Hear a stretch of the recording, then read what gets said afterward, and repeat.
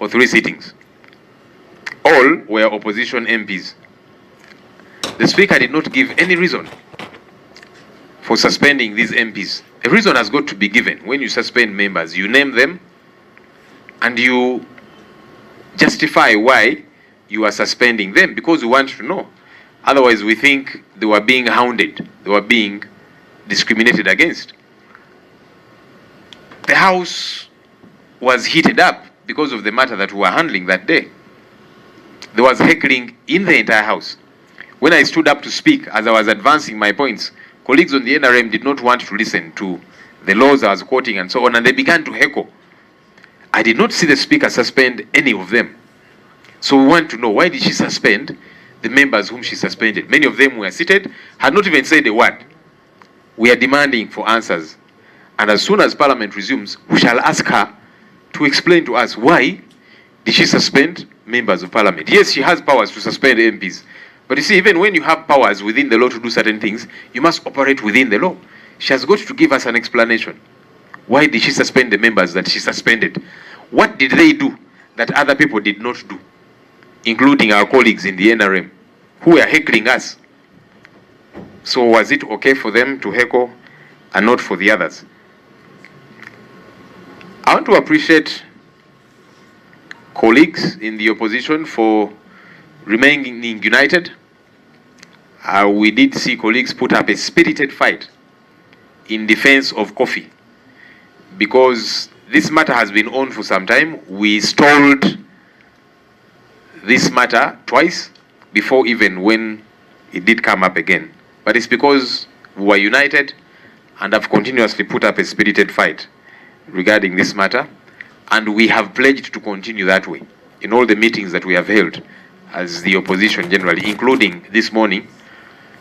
We want to keep up with the fight for coffee.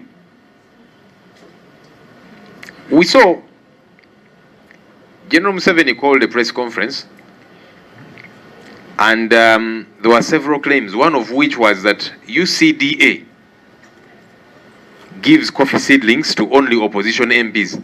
And he was saying that's why we were speaking out in defense of UCDA. He forgets that Parliament generally had thrown out this bill. Parliament has majority NRM.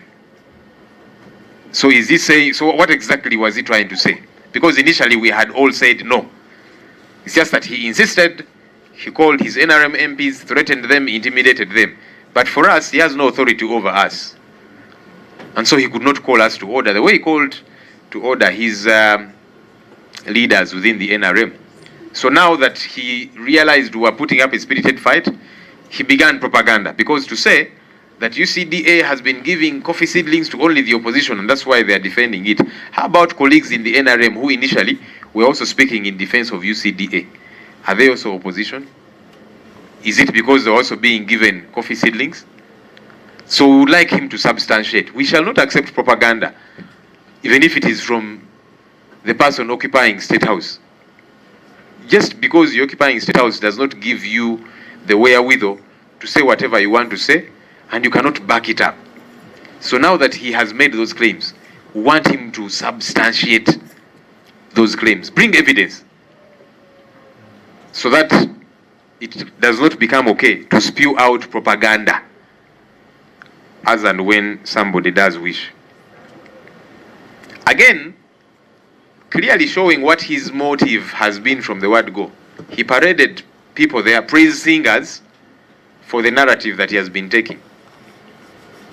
I kept thinking, if you are seeking to have a good understanding, why did he not invite some people from within his party who have been against rationalizing UCDA? They didn't have to be from the opposition, but there are people within his party who have been speaking out. Why did he not invite them to hear from them as well? Why did he not invite his senior presidential advisor, Dr. Ezra Suruma, who he pays a salary, facilitates to advise him, and has been speaking and advising him against rationalizing UCDA? Why did he not invite him to that press conference to hear him out as well? But of course, he had to paint an image to show that everybody is happy with what has happened. That's not true.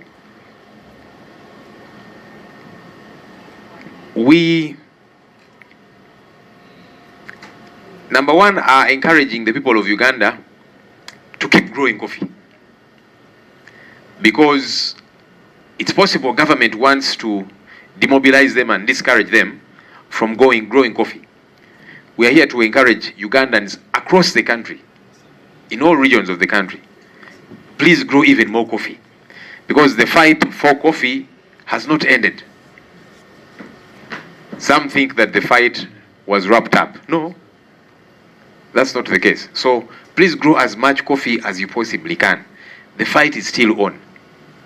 General Museveni might think he has had his day. No, coffee is going to be here much longer than him. That's for sure. Because, as we know, it remains for generations and generations.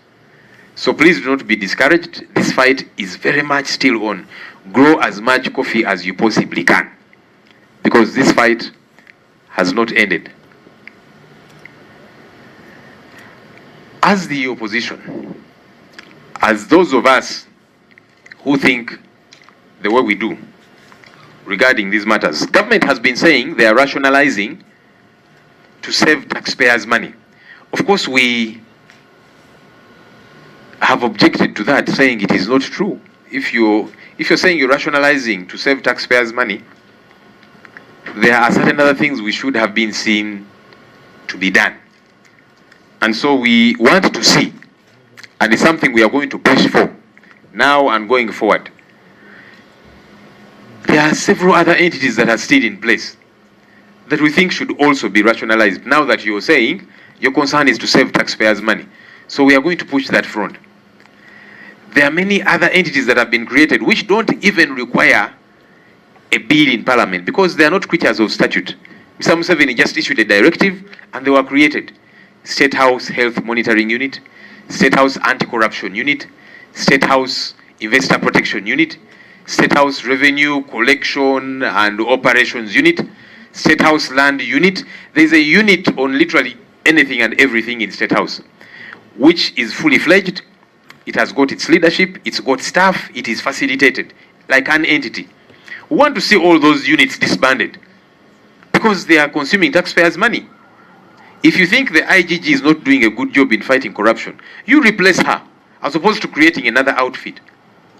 If you think the Ministry of Health is not doing a good job, as opposed to creating the State House Health Monitoring Unit and that kind of thing, you fire the people who are there. You're the one who appoints them. These ones whom you put in this unit, put them at the ministry. Let's send all these ones back to the ministries, because he is saying his ministries are very effective. They do a good job. That would mean all these units and some of these entities are useless. After all, the ministries are doing a good job. So let's send everything back to the ministries so that we disband these things that are consuming taxpayers' money. That's the other front that we are taking. And we are hoping that government will not play games around that. All these numerous entities that are problematic, unnecessary, of course they were created to create jobs for relatives, in-laws, outlaws, and everybody in that ring. So we are pushing on that front to see that they are all disbanded. Let's be serious about saving taxpayers' money. If we really are, that's the direction we want to see. And of course, these other positions that have been created, we want to see them being disbanded. You have an RDC, deputy RDC, assistant RDC. For what? Let's disband all of these ones. Because we want to save, and we must be able to save taxpayers' money. Otherwise, from our end, we are saying that the fight for coffee and indeed other cash crops is on, because we want to rally the country so that we have an economic fight. This is a fight for economic empowerment. We saw what happened to cotton. We saw what happened to vanilla, to moringa. I was in eastern Uganda recently. Sugarcane, a ton of sugarcane was at 250,000 shillings. It is now at 50,000 shillings.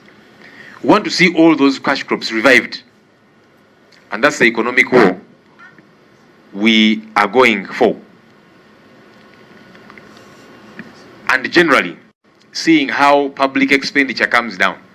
You have been seeing us go after entities that are given money, literally donations. Rocco, 263 billion. Atiak Sugar Factory, 553 billion. Day Biopharma, 723 billion shillings. Luvoa Specialized Hospital, 600 billion shillings plus, and others. All of this has got to stop. If you're serious about saving taxpayers' money, that's what we want to see. And that's the fight that we want to keep pushing.